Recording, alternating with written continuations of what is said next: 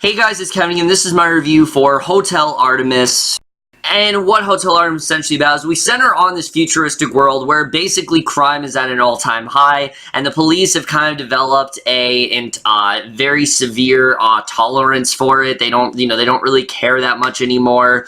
So basically, because of this, like I said, crime is just awful in this place, and anyone that does get hurt, they end up going to this place called Hotel Artemis, which is essentially a safe haven for them. It's both a hotel and a hospital for them to recuperate and stay at.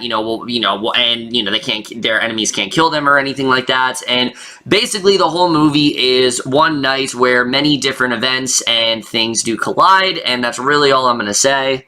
So, Hotel Artemis in general, I was really interested in this movie. I thought it had a really stellar cast. I thought that the premise was very interesting. Yes, I am well aware of the John Wick parallels. There is definitely a lot of similarities to the Continental here, but you know what? I was really hoping this could be something different and fresh, and I have to say, I really enjoyed this movie. Hotel Artemis is not an amazing movie or anything, but it is definitely a very solid film that does definitely do, I think, the bare minimum of what it really needed to do. But let's just get into it right now, starting off with the cast. And like I said right off the bat, that's the thing that really drew me into this movie. I think that the cast here is really great across the board, but easily our main focus here is Jodie Foster as our character, the nurse, and her character probably has one of the stronger arcs out of everyone in this movie, because she's someone who, she's staying at this hotel and hospital for a very good reason. She wanted to be a nurse, and she really couldn't do it anywhere else, so she's kind of stuck at this hotel, but she's also very devoted, and she really does want to help these people, and she also has her own kind of thing that she's going through, and I'm not really going to get into it, but I do think that she actually had a pretty solid arc. I really did love where she went in this film, and despite the fact that her character is sometimes a little bit annoying and maybe just a little bit silly, I do think that she really did a good job of keeping it grounded in reality. I really did like where she went with the character overall, and I definitely really did like her. This is the first performance that Jodie Foster has given us in a while, and honestly, it feels like she got right back into it. I think she did a very good job here. I really did like this character, and I think definitely she was one of the best parts of this film for sure. And then Sterling K. Brown as Wakiki in this movie is a very interesting character. We've been seeing him pop up a lot, and he basically is there because he and his brother are involved in this gang, but he wants to go out of it. He wants to go straight and, turn his life around, but unfortunately, he continues to stay there for his brother. Just mentally, he isn't ready to leave, and you see throughout the film, he's very conflicted with that, and I really did love getting into his character. I thought he definitely was one of the best parts of the film. Like I said, he's been doing a lot of stuff lately, and this is definitely another really solid performance from Sterling K. Brown. Is really a fantastic actor, and this film very much to show that the relationship that him and Jodie Foster do have, and the relationship he has with the other characters, I very much did enjoy, and I thought he did a really great job in this film. But someone else I really did love was Sofia Boutella as Nice. Now, Sofia Boutella, she hasn't been getting the greatest roles lately. That changed this movie. Her character, Nice, is such a badass. I loved everything about this character. She does have connections to Sterling K. Brown, but she also is this very cold-hearted assassin, basically, and she knows that she has a purpose. She gets involved in a lot of the more violent scenes of the film, and she has some really awesome action scenes. She gets to kick a lot of ass, and it definitely does show why Sofia Boutella is so great. I really did love her performance here. And then everyone else that also did a really great job. Brian Tyree Henry, like I said, he basically is Sterling K. Brown's brother. Most of the movie, he is, in fact, in the hospital, but he does do a really great job. Jenny Slate is a very interesting character because she's someone who does have a personal connection to Jodie Foster's character, and I thought she was really great. Jeff Goldblum, of course, is great. He doesn't show up until, like, the last third of this movie, but he actually is really great. Dave Bautista, as well, I really loved. He is basically like the, Jodie Foster's, like, loyal sort of, confidant, where he is always there, just making sure that everyone is on their best behavior and doesn't try to kill each other, basically, because like I said, the #1 rule is that guests don't kill each other.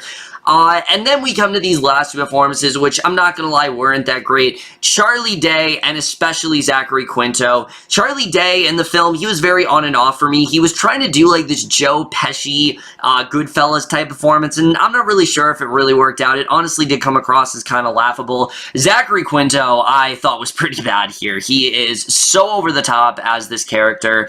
He has his own personal reasons for being there. I'm not going to get into why, but he says everything in this gruff sort of tone, and he's so adamant about getting inside, and just nothing about him feels like a real person. A lot of these characters, they do feel real. Zachary Quinto strips all of the humanity and realism out of this movie, and sometimes it did take me out of it, and I really did not think he was that great. Other than that, I did think the cast did a very solid job overall. I did think for the most part everyone worked well together, minus those two performances, and I was overall mildly impressed. But now let's get to the directing and the writing, because I will admit, as much as I did enjoy this film, the directing is a bit choppy. The film does have a hard time on distinguishing, is it trying to be a film that's very self-aware and knows that, you know, it's not that amazing and doesn't try to take itself too seriously, or is it trying to be more of a serious drama centered around these, you know, characters and trying to be more of like a character study? It's a little bit confused at what it wants to be. I will say it definitely does do the comedy quite well. I was laughing a lot in this movie, but it also does dramatic stuff quite well. There are some really good dramatic moments here that I really did love. They just feel a bit undercooked, and I do think that they could have done more with some of the more dramatic moments in this movie overall, but I did think that the directing was well handled, and like I said, the tone is very messy, but it wasn't too much to completely take me out of the film.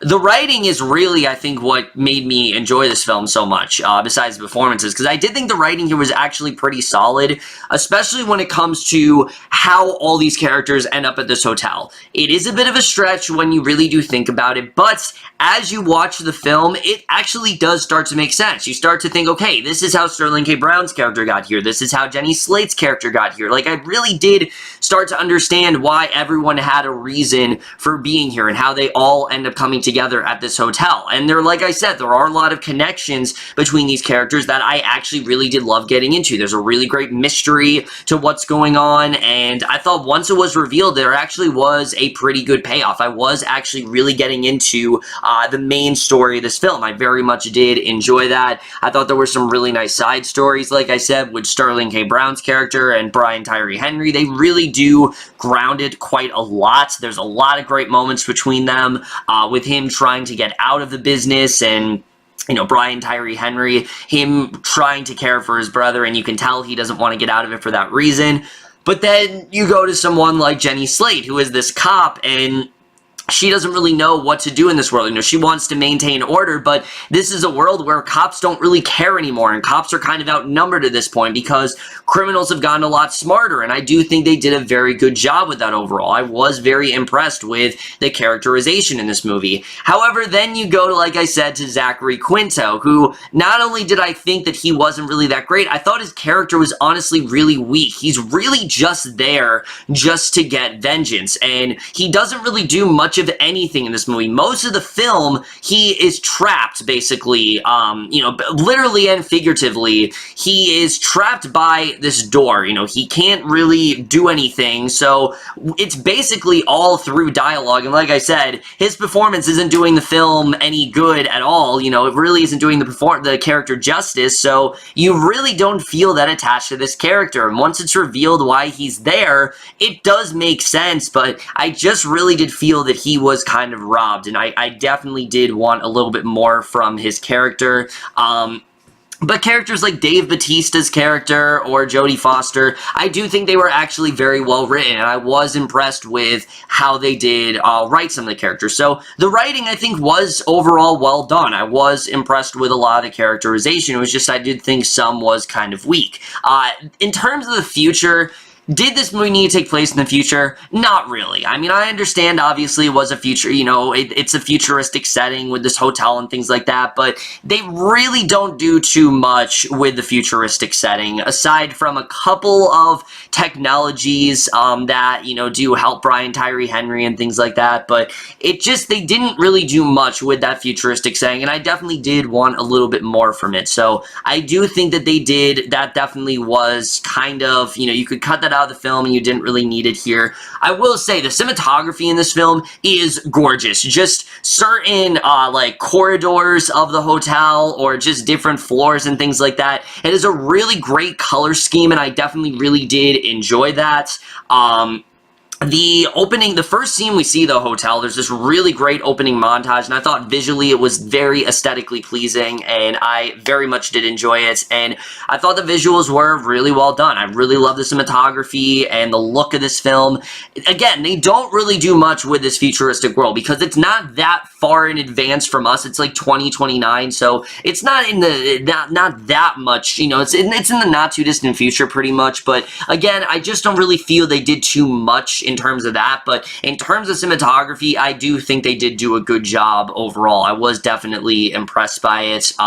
You know, in terms of the riots and things like that, you do get that feel that, you know, the world has kind of gone to shit and things really aren't that great, and unfortunately, you know, is this a future that I could see happening? Unfortunately, yes. I do think at some point we could sadly get here, and I do think the film did a good job of covering that, you know, a world that's just completely overwrought by violence and by all this, you know, just criminal and, you know, a crime and things like that, and they did a very good job with that, I have to say. So the score as well, I also really did enjoy. Not really too much to it, but I did enjoy it. And the editing. While I did like the editing to this movie and thought it was well paced, I will admit I do think the film is a bit too short. I think if the film was at least an hour and maybe 40 minutes long, rather, you know, opposed to like 93 minutes, I do think they could have done more with some of the characters overall. There's a big twist in the third act of this movie, and it's good. It really is. There's a lot of good things in this film. It doesn't really feel like the film went that extra mile. It felt like it was a little bit undercooked. However, like I said, I am acknowledging it is a good plotline. It is good what they did. It's a solid start, but the whole movie was making me think that they're trying to set up a franchise here, and honestly, the way the film ends, I would be down for that. I would be down to see where they do end up going with this series, because I do think there are a lot of really cool ideas that they did explore in this movie. There are a lot of interesting characters. The way this film does end, I definitely would be interested in seeing where it does go.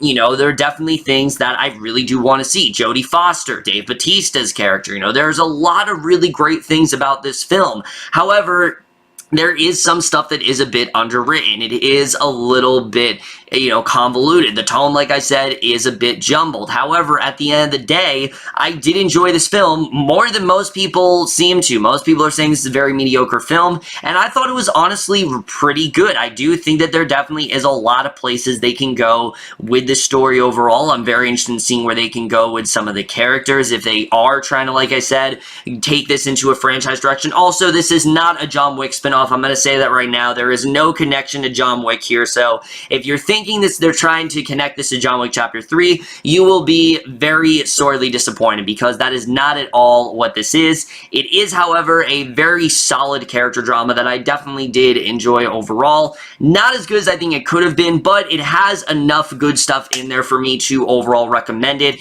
It does honestly make me a little bit sad to see it's not really performing that well, because like I said, I would want to see more from this world overall, and I am going to give Hotel Artemis overall a B-.